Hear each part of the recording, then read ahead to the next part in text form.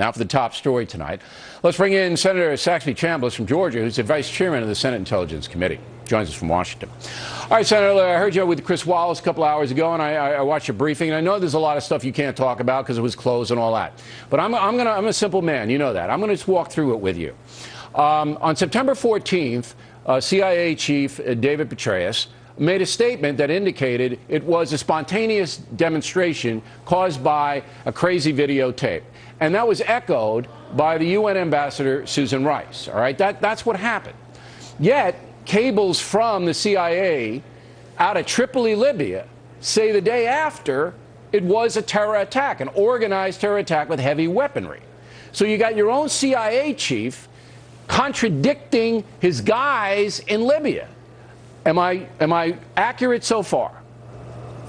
Well, you're right. Director Petraeus did say a couple of days later that based on the information they had, that they thought that this was an act of violence that arose out of a protest. Okay, but that's impossible. Wrong, but that is what he said. Yeah, but that's impossible because the cables that Fox News read say the CIA guys on the ground in Libya told Petraeus and the brass and Langley that it was a terror attack. So either Petraeus is lying or he can't read.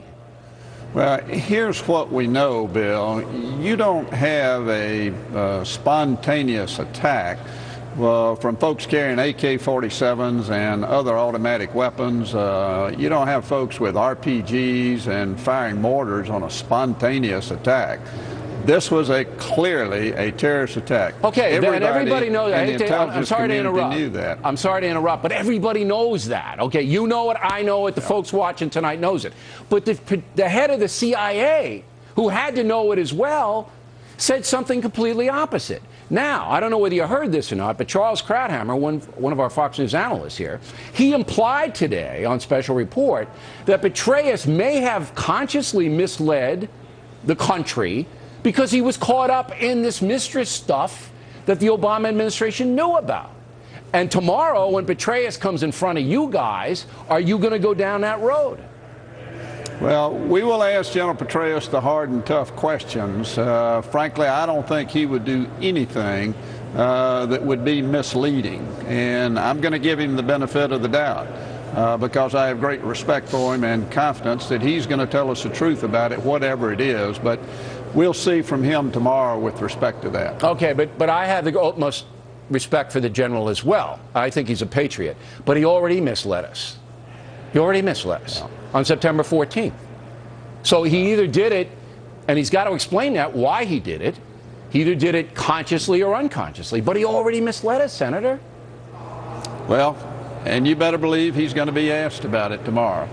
Can you get me into that hearing? Can I? I don't know if I can get you a clearance, Bill. That's your problem. Yeah, I know. That's my problem my whole life here.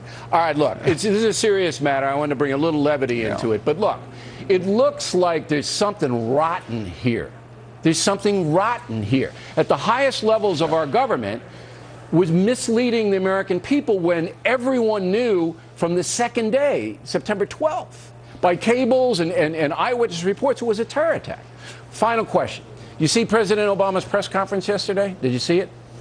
I did. Okay. Saw parts of it, yeah. He won't even answer the president when he was informed about the attack, citing the investigation.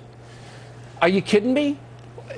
All he has to do is say, look, here's who told me, and this is the date they told me. And that doesn't impede any investigation, does it? Hey, listen, I agree 100%. I can't tell you what I know about what he knew and when he knew it. He can.